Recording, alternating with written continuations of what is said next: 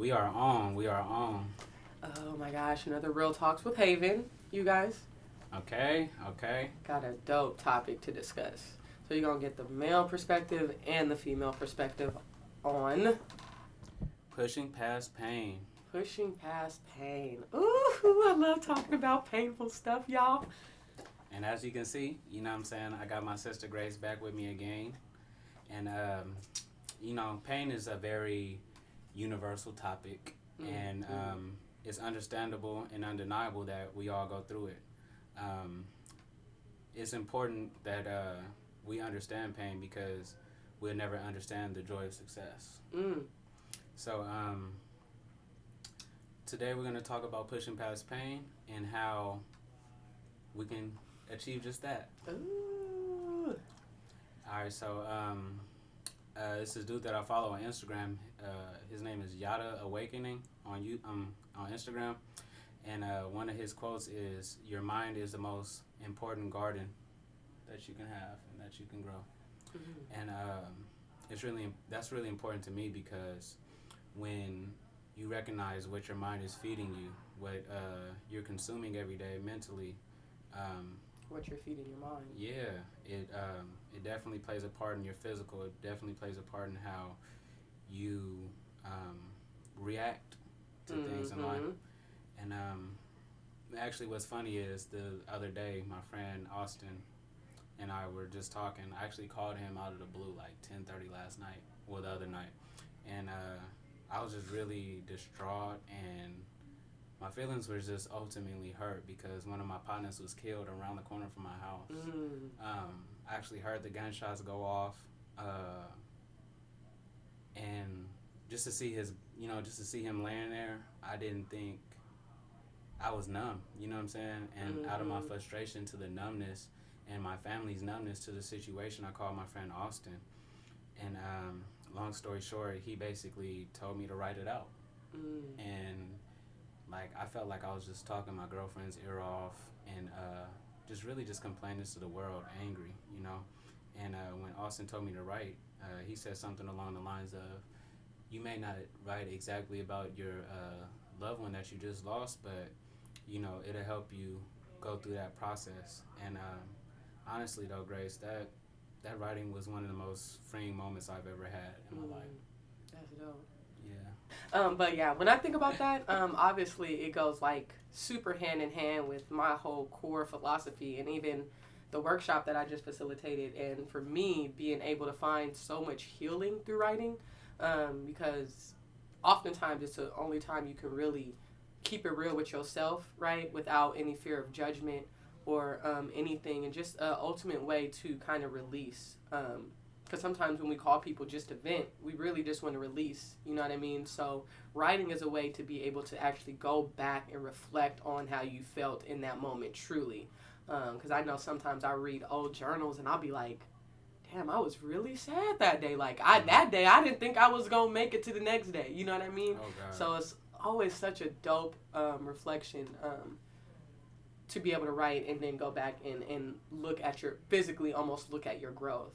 Oh God, like, I think the most important thing that I've got from writing, that free write that I did, was it cleared up mental space for me, so I can be more progressive and positive towards the situation, and more progressive and positive towards the cause of just liberating our people. You know, there's people that are distraught. There's a family that has a lot of anger on their mind. You know what I'm saying? So I just try to be that that main, not that main source, but a source for just a shoulder that someone could cry on or talk to, etc., etc. But I'm just thinking like that, like it's actually really powerful because I was just writing my one of the last things I said in my speech that I'm gonna be doing at the Black graduation was just talking about how I think for the Black community to really grow, right, and then even really be able to see ourselves in these kinds of institutions, we have to like heal, right, and that requires a lot. I seen a post the other day and it said fear has two meanings: either face everything and rise, or forget everything and run. Mm. And those are literally the choices that you have. And oftentimes it's very hard to look your pain in the face or Yes. even identify, have a source for that pain, especially in the Black community. Because, I mean, when you think about something like, people getting killed in our community, right? It's so much deeper than that, right? So it's like, where do you put the blame? Where do you pour this pain onto? But I wrote told Miss Kim this quote that I wrote today, and it said, I said, when we understand that all pain has a purpose, it's easier to forgive, right?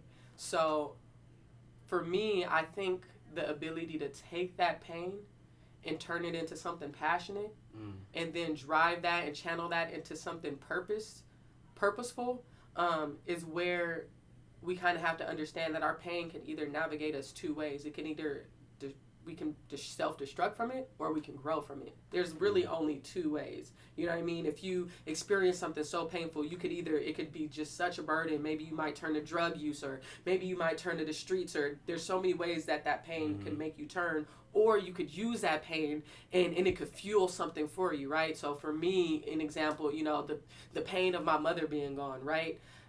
At 7 years old, when I'm crying myself to sleep at night, I don't understand how that pain serves any value to my greater purpose. But now here I am at 28 years old, able to see how that pain served my greater purpose, right? So everything we experience in life, in my theory and my philosophy that I'm developing, and just from really connecting the pieces of my own life, every painful experience that I have encountered, from family dysfunction to getting beat up by the police to trying to navigate through this white system never created for me, all of these painful things, from church folk making me feel like I'm not good enough, has turned me in.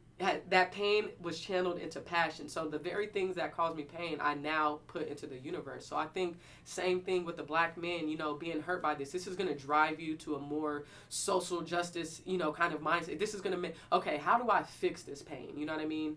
And so I just think, like, attacking the source of that pain, using that pain to turn into something passionate, and letting that passion steer you into something that you can make a purpose out of, is the best way to kind of push past pain, right? When we talk about pushing past pain, it's just, I wrote a quote the other day too. I said, true faith is the ability to see God's plan in the midst of our pain. Oh my goodness, that is a fact, though. Right.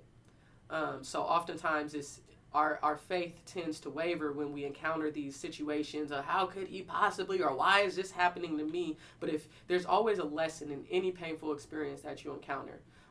So I think if you get the lesson, and understand, right, when I talk about all pain, when we understand that all pain has a purpose, it's easier to forgive. That's derived from the concept of understanding that oftentimes God will send people as vessels to teach you a lesson. And it's not about that person. If you just think about that person as an entity, right, we're human beings having this, spiritual beings having a human experience, right? So when you think about somebody merely being a vessel sent from a higher power to merely teach you a lesson, you tend not to be mad at them, but more so thank them for the lesson that they taught you. Right. You know what I mean?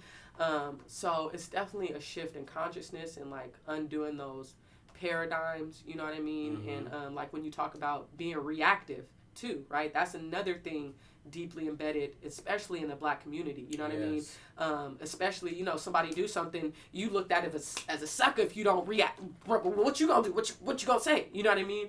But Mr. Marshall always says, we are not our thoughts. We are the observer of our thoughts, right? So when we understand that we are in control of our emotions, a new person begins to grow, and it's easier to kind of push past that pain. And that goes back to what I said earlier. Your mind is the most important garden that you can feed and you can water, you know what I'm saying? So making sure that you're around the right people to let that outlet, to let that person be that outlet, you know what I'm saying? Because not everybody is your friend. Not everybody is just a listening ear, you know what I'm saying? Because there's some people that listen to what you say and go run it back to the next person, you know what I'm saying? And maybe a person that may not be cool with you, you know what I'm saying? But if that's happened to you in life, don't allow that situation to stop you from reaching out to people that you think you can trust, you know what I'm saying? I have a top five, you know, and I try to evaluate who my top five is and how my life revolves around their life and how could we come to some agreements and come to some understandings, you know, because honestly, when you're in pain and when you're in stress and when you're in this distraught state of mind, you're not going to make the best decision, you know. So it's best to be around people that you can trust, people that love you, and people who accept you for who you are and won't just go and run your business out there to the streets. Other ways to simply get rid of your pain and push past it is just to simply block it out. I don't think that our bodies are built to dwell on painful experiences, and I don't think they're meant to do that for an extended amount of time. When you say block it out, it's more of just like, because our bodies like picking your battles, learning how to pick your battles. battles. Yeah, and like our bodies are they naturally have a defense mechanism in them to get rid of painful thoughts and painful experiences, you know, because we've all been through shit in our life. But if we were to carry the weight of all that pain on us, we'd be dead by now, you know. So our bodies naturally block it out. That's what I meant by that. But UC Davis Student Health and Counseling Services said that high stress levels can result in stress in our minds and our bodies. You know what I'm saying? And it's just, you know, that's just a fact. You know what I'm saying? There's so many people that die from high blood pressure. And stress just brings so much other health problems, health-related issues to you. You know what I'm saying? I'm not saying not to acknowledge that pain, because it's definitely there for a reason. But it's about acknowledging that and pushing past that, most importantly, you know? So finding things that liberate you from your thoughts and from that pain, like certain activities, just as like walking outside, drinking water a lot, and talking, you know what I'm saying? Exercising, those are good ways to push past that pain instead of just drinking about it, smoking about it, and complaining about it and crying about it.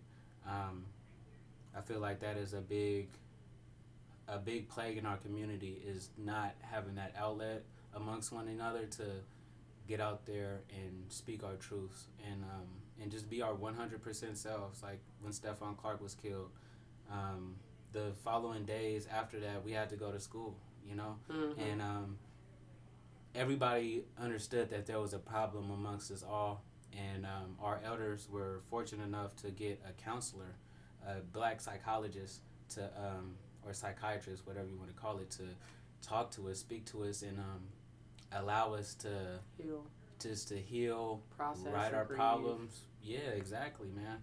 And that's just so important. But anyways, tell them more about your workshop that you just did, and what was it called?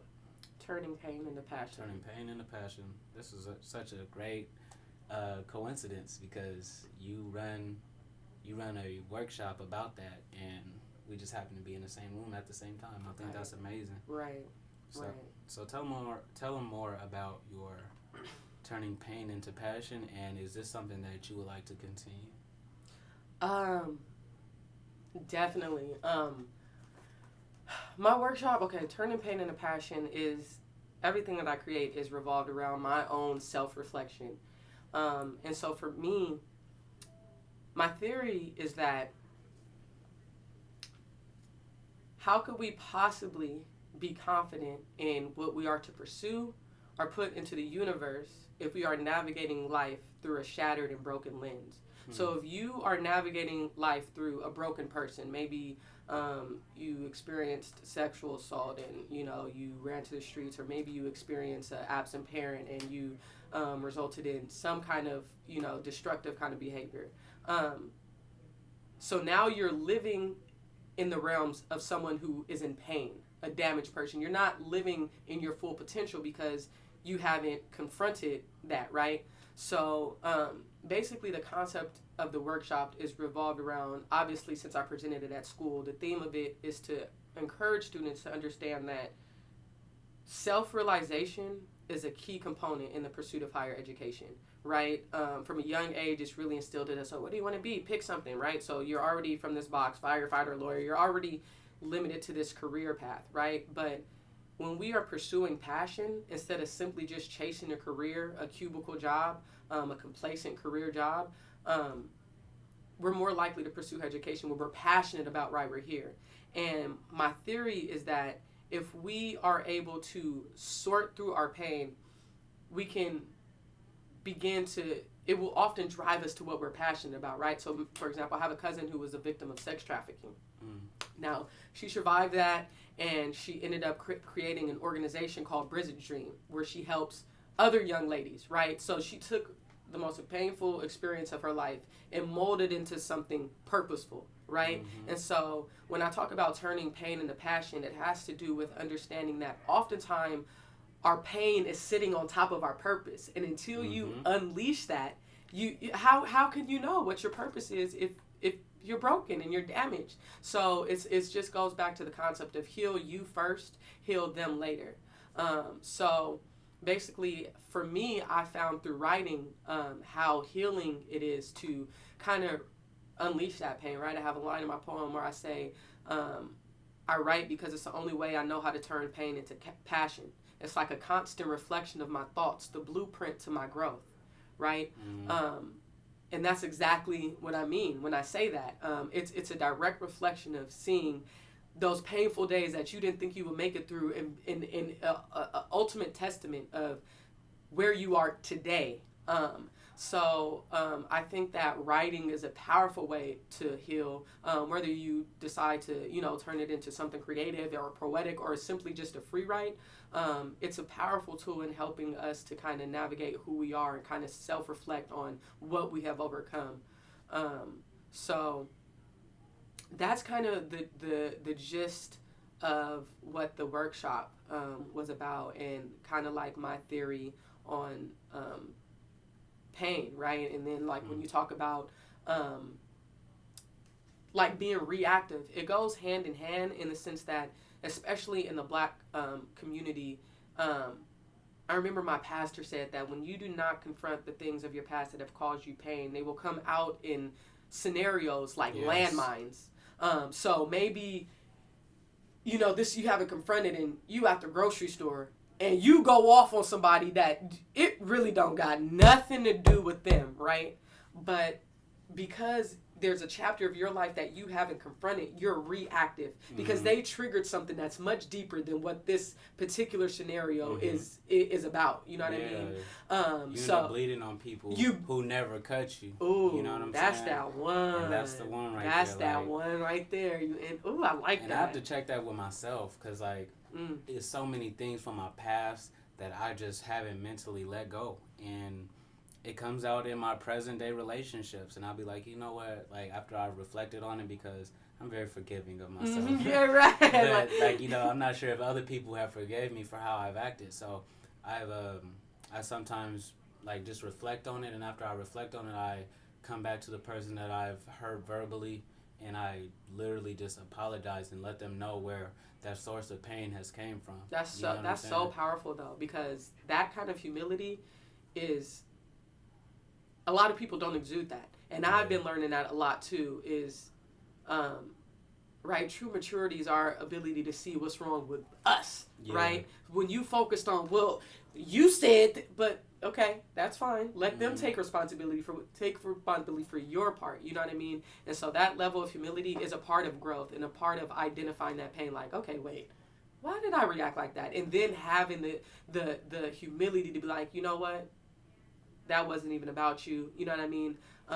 That alone in itself is very powerful, and something that I personally pride myself on, is the ability to take responsibility for my action. But it's something that I had to learn for a long time, because when I was younger, and it's crazy because people see me now and it's just like, people used to hate to see me coming. Like, you know what I mean? And my dad really had to instill in me the power of humility, and to understand that peace is often more important than my point. And so, hi. Is it okay if I come in? Yeah, it's all good. So, what was I saying? I forgot. Anyways, watering your garden and making sure that you are consuming the right things, uh, introducing that good energy to others could definitely help you push past that pain and help you harden. I like to use this word, hardening your maturity. And I daily go through situations where I'm constantly just hardening my maturity and security with myself. You know what I'm saying? Because there's a lot of things that just make me say, "Hold on, who is that?" Right. Or what's this going on? You know what I'm saying? Right. So I just try to practice being in control of my situations that I get put Right. in, and being in control of the thoughts that I let go of. You know what I'm saying? Right. Because that may not be a true reflection of who you truly are. You know what I'm saying? Right. So just be aware of what you're feeding your garden. Be aware of what you're putting Whatever into you it. water will grow. Yes. Yes. Yeah, literally. So if you're watering negative thoughts, that's what's gonna fester, right? Then you're gonna have a negative behavior and a negative energy, and you're gonna brew negative results. You know what I mean? Negative reactions. Period. It's all a domino effect. But what I was saying before is like I was just highlighting, for me, I was super rebellious. My mouth was crazy, you know what I mean? And I did not realize how the absence of my mother and that pain revolved around that kind of feeling of abandonment was dictating my reality. And it was bothering me like, I know I'm a good person, but why don't nobody else think I'm a good person, right? And so I really had to start digging like, okay, why are you acting like this? What's really the problem, right? And so, yeah, being able to sort through that pain, that deeply rooted pain, and give it a direction, is definitely going to be powerful. Because it's like when I say it all has a purpose. Like if my mom wouldn't have gave me away, I wouldn't have been raised by my dad. I wouldn't be this strong version of myself. I wouldn't be me ultimately. You know what I mean? So there's always a silver lining in every painful experience. I think that always has a lesson in it. And also recognizing that certain things are just not that serious, and they don't deserve your anger. They don't deserve that energy that you're putting into it. You know what I'm saying? A lot of just like some of my cousins, and including myself, we so often feel entitled to shit. And I didn't realize this till I grew up. You know what I'm saying? That the world doesn't owe us shit. Exactly. You know what I'm saying? They don't even owe us an apology. That part. You know what I'm saying? Nobody owes us even an apology. You know what I'm saying? It'll be nice, but right. Like if you're not right within, then it's not gonna matter. It's not gonna matter at all. You know Period. what I'm saying? The apology isn't gonna matter. None of that's gonna matter. You know what I'm saying? So yeah, where can they find you at? Where can the people find you at? So you could follow me at Walk with Grace, _ Walk with Grace, and yeah, I have quotes on there, spoken word, and I try and do a message of the week when I can. But yeah, definitely Walk with Grace is definitely trying to reveal my pain to help others embrace theirs. You know what I mean? Because our struggles is ultimately what makes each of our stories unique. So if you can kind of shift your mind to kind of embrace those chapters of your life, you can see how it is in a way trying to sculpt you to specifically the person that you're supposed to be. So definitely. All right, well, you heard it here, man. Thank you, Grace, for being a part of this, because I was going to do it by myself. And this really came out to be a very thorough message, and I appreciate you for that. And with that being said, we are out. Lit.